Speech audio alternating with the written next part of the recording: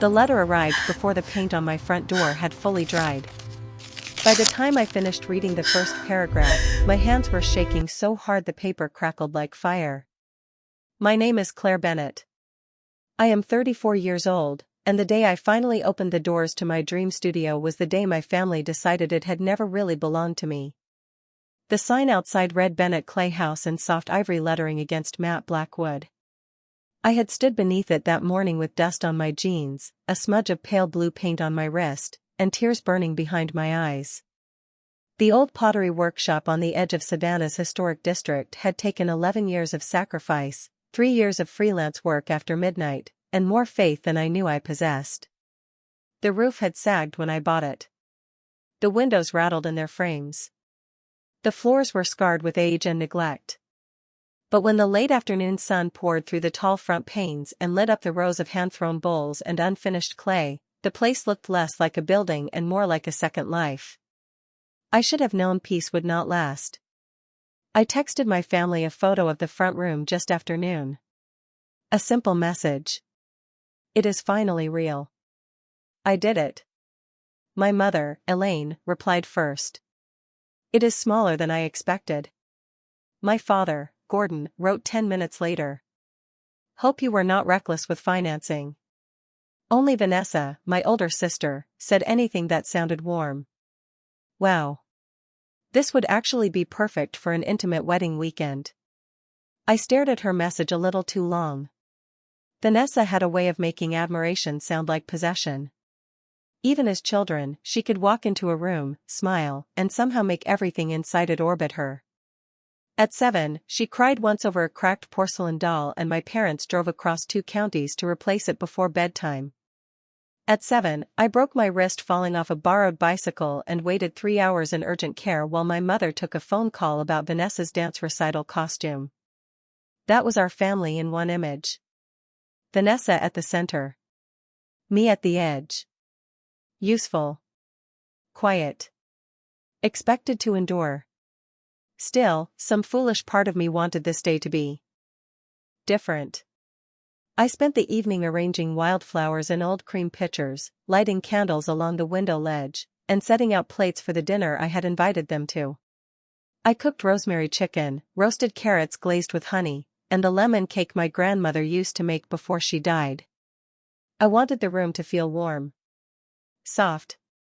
Undeniably mine. Maybe, just once, they would step inside something I had built and see me clearly. They arrived nearly an hour late. My mother entered first, silk scarf tied perfectly at her throat, eyes moving over the room with cold precision. She touched the back of a chair as if testing whether it was clean enough for her standards. My father stayed near the doorway, hands in his pockets, scanning the ceiling beams and brick walls like an inspector searching for flaws. Vanessa swept in last with her fiancé, Julian, a bright smile fixed to her face, but her gaze was sharp, restless, calculating. It is charming, she said, drawing out the word as though she had invented it. Then she turned slowly in the middle of the room. Actually, it is more than charming. It is exactly the kind of place people would fight over for wedding photos. My mother gave a soft laugh. I knew you would say that. Something tightened low in my stomach. During dinner, Vanessa asked how many people the courtyard could hold. My father asked whether the deed was solely in my name. My mother wanted to know if I had considered how exhausting it would be to manage events without family help.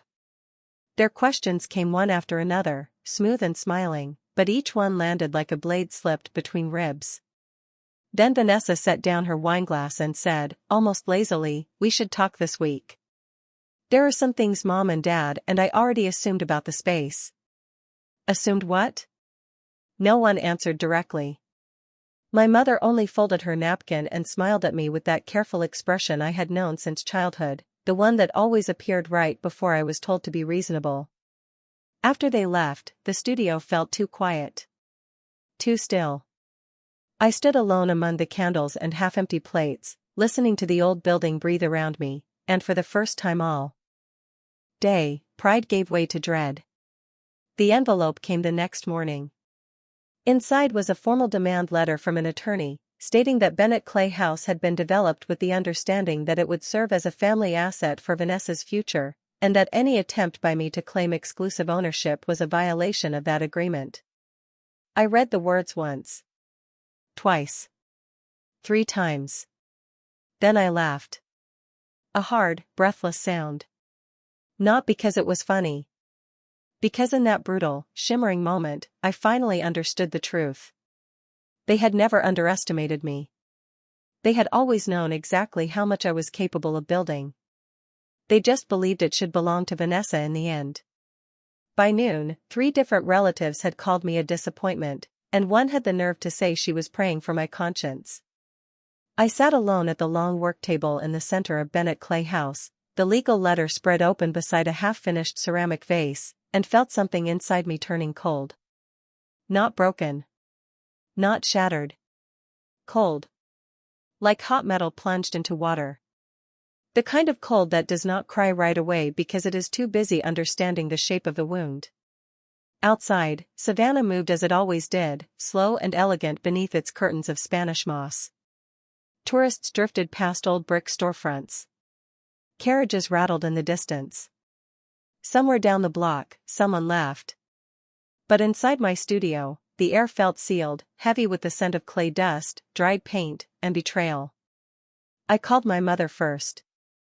She answered on the 3rd ring, her voice smooth, almost cheerful. Claire. Why did I get a legal demand letter from your lawyer? A pause. Then a soft sigh, as if I were the difficult one. Because you were not listening. Listening to what? I asked, already knowing she would twist the question into a weapon. To this family, she said. To what is fair. To what was always expected of you. I gripped the edge of the table so hard my fingertips ached. Nothing about this was ever expected of me. I bought that building. I restored it. I paid for every inch of it myself. My mother made a small sound, patient and cutting. You were only able to do that because no one had to rescue you every time life became inconvenient. Vanessa has different needs. Different pressures. You know that. There it was. The old script. Worn thin with use, but still sharp enough to cut. Vanessa needed. I managed. Vanessa struggled. I adapted. Vanessa fell apart. I cleaned up my own blood and silence and kept going. When I was 14, Vanessa wrecked our father's car backing out of the driveway too fast. He hugged her while she cried and said accidents happen. When I was 14, I won a regional art scholarship, and my mother missed the ceremony because Vanessa had a last-minute fitting for a pageant dress. They brought home takeout that night, kissed her forehead, and forgot to ask how I placed. I stopped expecting fairness so young I could not even name the moment it happened. I called Vanessa next. She answered with music in the background and the bright, breathy voice she used when she wanted to sound harmless. Hey, Claire. Do not hey Claire me. What is going on? Her silence lasted just long enough to be deliberate. You are making this uglier than it has to be. Uglier? I almost laughed. You are trying to take my studio. No, she said, her tone cooling. I am trying to protect what this family has poured into both of us. Mom and Dad always said that when one of us finally had something solid, we would use it to lift the other. You know how long I have waited for something to be mine. The words struck like a slap because they were so nakedly absurd. Something to be mine. She was saying it about my studio. My building. My years. My body wanted to shake with rage, but beneath the anger was something older and sadder. She really believed it. Not the facts. Never the facts. But the entitlement. The script had lived in her so long it felt like truth. You never cared about this place, I said quietly. Not until you saw what it could do for you. That stung her. I heard it in the hard little breath she took. Maybe because you never share anything unless it makes you look noble, she snapped. You love playing the strong one. The self-made one. But families remember who helped you become that person. No one helped me, I said. And for the first time in my life, I did not say it with bitterness. I said it like evidence. After the call ended, I stood very still in the middle of the studio. Sunlight stretched across the floorboards in pale gold bands. The shelves I had sanded myself gleamed softly. The kiln in the back room hummed with a low living heat. Every corner carried my fingerprints. My discipline. My hunger. My name even before the sign outside ever did. Then my phone lit up again. A message from Aunt Deirdre. I cannot believe you would do this to your sister before her wedding. Another from a cousin in Atlanta. If Uncle Gordon invested in that place, you should do the right thing. Then one from a family friend I had not spoken to in years. Pride becomes very ugly on a woman when it turns selfish. I stared at the screen until the words blurred. That was when the truth settled fully into place, heavy and terrible and clear. This was not just a threat. It was a campaign. While I had been choosing tiles, patching plaster, and building a future with my bare hands, my family had been building a story. In their version, I was not the daughter who created something from nothing. I was the daughter who forgot her place. The first client cancellation arrived at 8:15 in the morning. The second came before lunch. By evening, I had stopped refreshing my inbox because each new message felt like another board being pried loose from the walls I had spent years building. Bennett Clay House was no longer just my dream. It was my livelihood. The workshops I hosted, the private events I booked, the branding shoots I rented the space for, they were the first steady signs that all my risk had not been madness. But now whispers had begun to move faster than truth. In Savannah, reputations did not explode. They spread. Quietly. Elegantly. Like water finding cracks in old stone. One bride-to-be emailed to say she was postponing her venue visit because of unexpected family concerns. Another client, a boutique owner from Charleston, suddenly needed more time to review her options. Neither message mentioned rumors, but I could hear them between the lines. Somewhere, someone had already decided my name belonged beside. Words like unstable, dishonest, difficult. By the third day, I was sleeping in scraps. 20 minutes on the sofa. An hour in bed before jolting awake with my heart racing. I checked the locks twice, then 3 times, then stood in the dark front room staring at the windows as if betrayal itself might come through the glass. The studio, once warm with promise, had begun to feel like a beautiful house built on a sinkhole. My mother kept calling people. I knew because those people kept calling me. A woman from our old church left a voicemail saying she hoped I would choose humility before greed destroyed my soul. My cousin Amelia sent a long text about family legacy and feminine grace, as if I had committed some delicate social crime instead of being professionally ambushed. Vanessa posted a photograph of herself holding a bridal magazine with the caption "Some women dream of love. Others only dream of ownership." It gathered sympathy like dry timber gathers sparks. I should have ignored it. I should have turned off my phone and focused on survival. Instead, I made the mistake of reading every comment. You can always tell when a lie has been polished before release. It comes out smooth. Believable. Designed for witnesses, not for truth. According to the version my family was circulating, my parents had quietly helped me secure the studio with the understanding that it would later host Vanessa's wedding and remain available for family use. Now, apparently, I was denying that arrangement and trying to profit off something that had never truly been mine alone. The genius of the lie was that it matched the role they had assigned me years ago. Competent. Productive. Responsible. The one who could carry more. The one who should. By Friday, I could not hold a ceramic mug without feeling my pulse in my fingers. I was standing in the back room, trying to load the kiln, when the tray slipped from my hands and shattered across the concrete floor. The sound cracked through the building like a gunshot. I stared at the broken pieces and suddenly could not breathe. My chest tightened. My vision narrowed. The room tilted. I crouched down among the shards, one hand pressed to the floor, dragging air into my lungs in ragged, useless pulls. I had been strong for so long that my body seemed almost offended by collapse.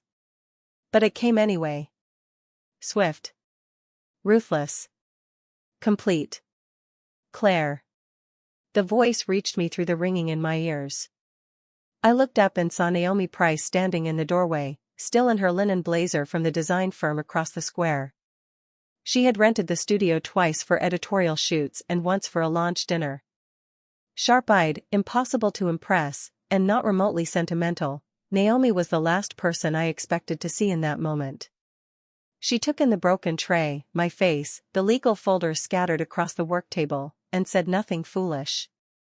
"No, are you okay? No, calm down." She simply crossed the room, crouched beside me, and handed me a clean dish towel from the shelf. "Breathe first," she said. "Then talk." That was how it began. Not with pity. With steadiness. I told her everything. The demand letter. The calls. Vanessa. The rumors. My voice shook at first, then hardened as I heard my own story aloud. Naomi listened with her jaw set tighter by the minute. When I finished, she leaned back on her heels and exhaled once through her nose. "This is not a family disagreement," she said. "This is a reputation attack with legal packaging." Something in me went still. Because she was right. I had kept describing it as emotional cruelty, as betrayal, as some private tragedy unfolding in public clothes. But Naomi named it for what it was. A strategy. A seizure attempt. A coordinated effort to make me surrender what they could not claim honestly. She pulled out her phone and slid it across the work table toward me. "Call Helen Mercer," she said. "She is vicious in a courtroom, discreet with clients, and allergic to manipulative parents.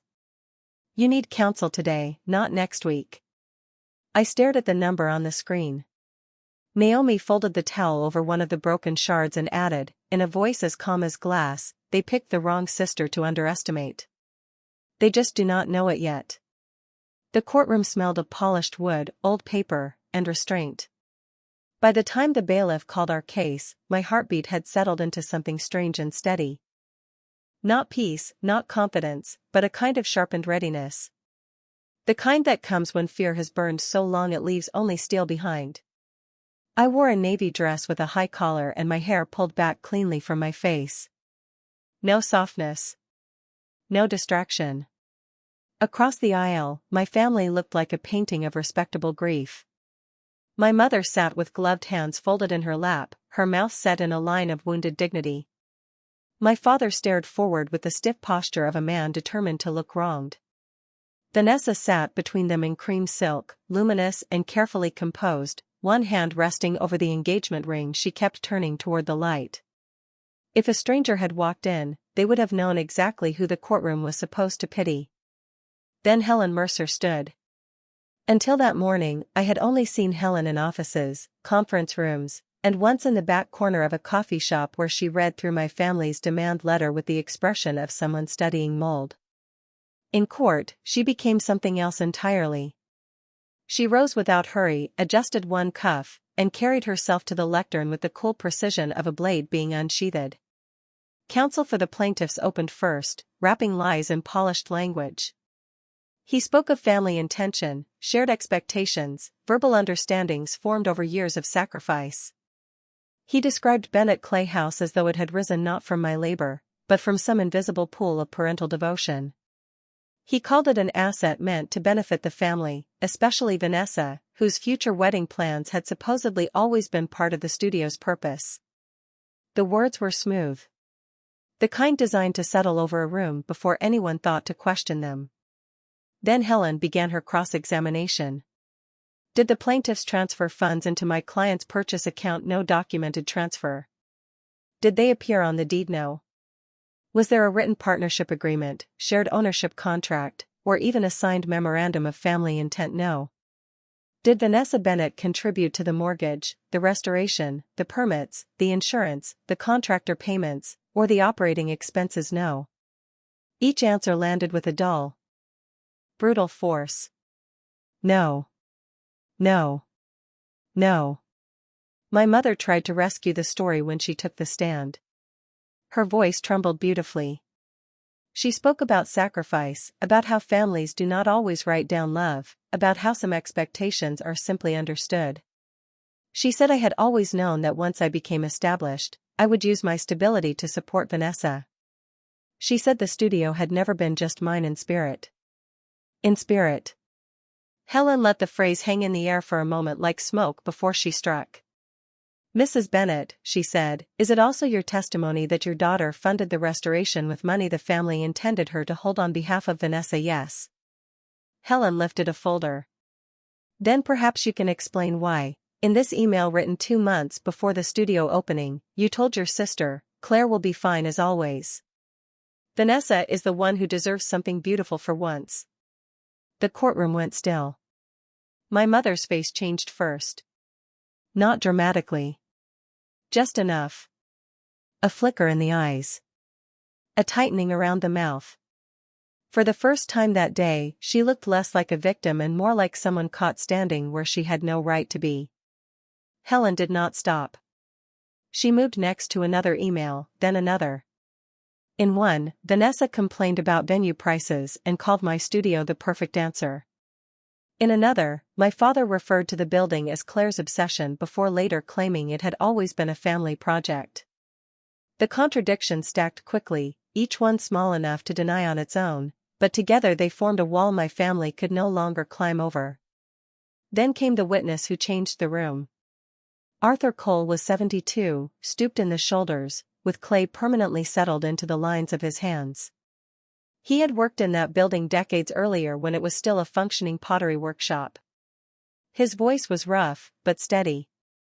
That girl saved the place, he said, nodding toward me. When nobody else wanted those walls, she did. When rain came through the roof, she patched it.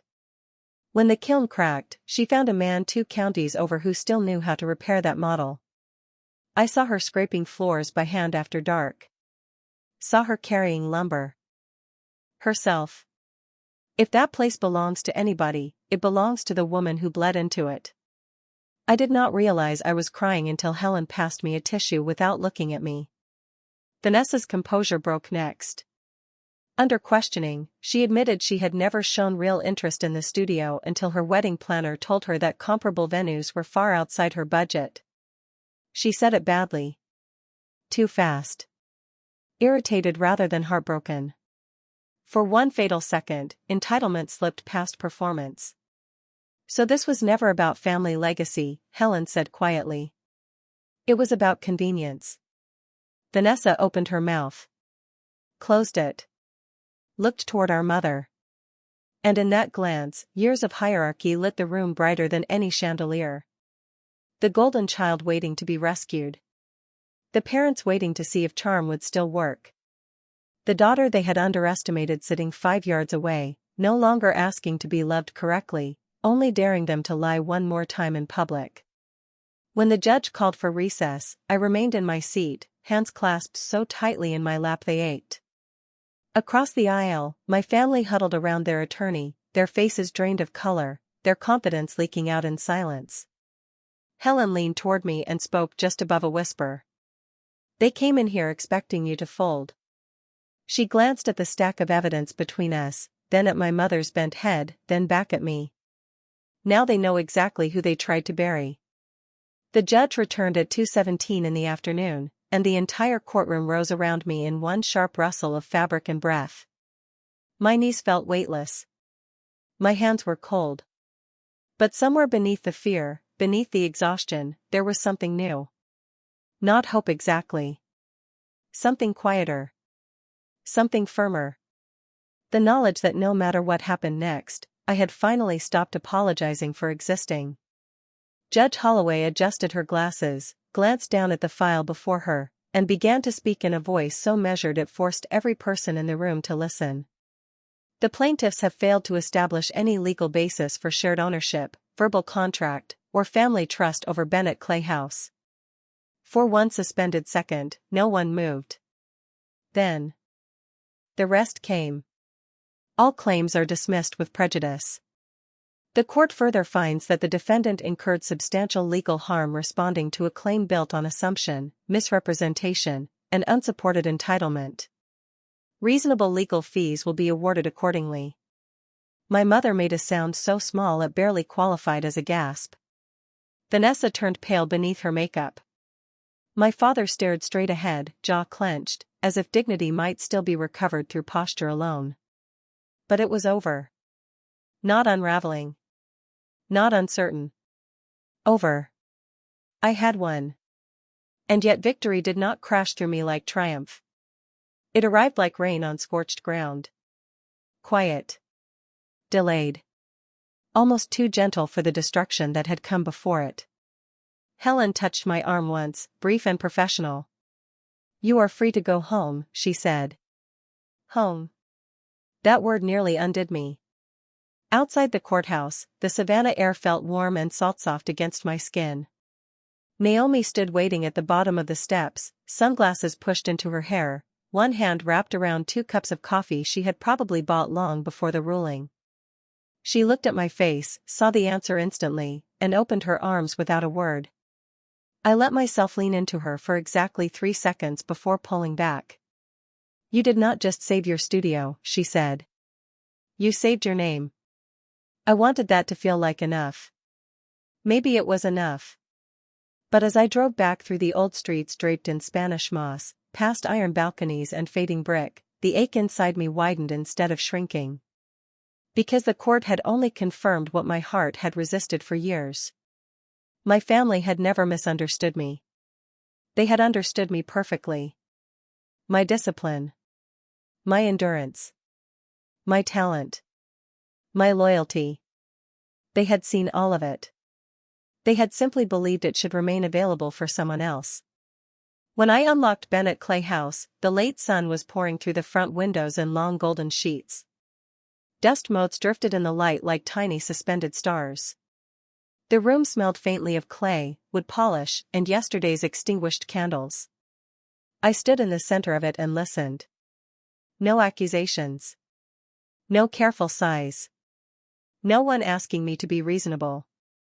Just silence. For the first time since opening day, it did not feel empty. It felt claimed. That evening, Naomi came by with takeout and a bottle of sparkling water because neither of us trusted that champagne matched the mood. An hour later, Arthur arrived carrying a crooked little bowl he had fired that morning. Then Sylvia, my aunt, appeared at the door with a cardboard box full of old family photographs and 3 glazed serving platters that had belonged to my grandmother. "I should have spoken sooner," she said, setting the box down gently. "I knew the story they were telling was wrong. I just did what too many people do in families like ours. I stayed quiet and called it peace." I nodded because I understood that kind of silence better than anyone. Over the next few weeks, Bennett Clay House began to change again. Not physically at first. Spiritually. I hosted the youth pottery program I had nearly cancelled. I reopened dates for private bookings. I said yes to the couple from Charleston when they came back and asked if the courtyard was available after all. I laughed for the first time in months when a child in my Saturday class accidentally made a lopsided mug that looked exactly like a sleeping cat. Life did not become perfect. It became honest. Vanessa sent one email. No apology. Just a clipped, wounded note saying she wished I had not forced things so far. I read it once, then archived it. My mother never wrote. My father did not call. Their silence no longer felt like punishment. It felt like proof. One night, long after everyone had gone, I stood beneath the black sign outside my studio and ran my fingertips over the raised ivory letters of my own name. The air was thick with jasmine and summer heat. Somewhere nearby, music drifted from an open restaurant door. Inside, shelves of hand-thrown bowls caught the low amber light, each one slightly imperfect, each one whole. That was when I understood what this place had become. Not revenge. Not evidence. Not a battleground. A home for the part of me they never got to own. If this story stayed with you, tell me in the comments where it touched your heart. Have you ever had to defend your hard-earned life from the very people who should have celebrated it? Like this video if it resonated with you, and subscribe to Still Waters Payback for more stories about quiet strength, family betrayal, and the moment people finally realize they picked the wrong person to break.